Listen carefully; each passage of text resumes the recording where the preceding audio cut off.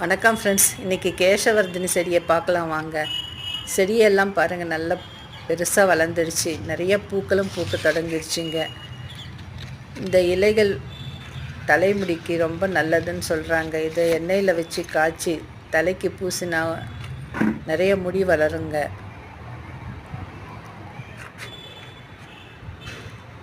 இது 7 days ரோஸுங்க. Rose பாருங்கள் எவ்வளோ நல்லா பெருசாக வந்துட்டுருக்கு. நிறைய மொட்டுக்களும் வச்சுருக்குங்க.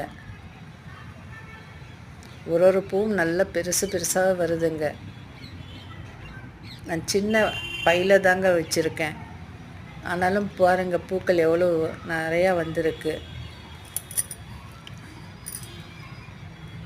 அந்த கொடி ரோஸ் கூட பாருங்கள், சின்ன டப்பில் தான் வச்சுருக்கேன். அதுலேயும் நிறையா பூக்கள் வந்திருக்குங்க.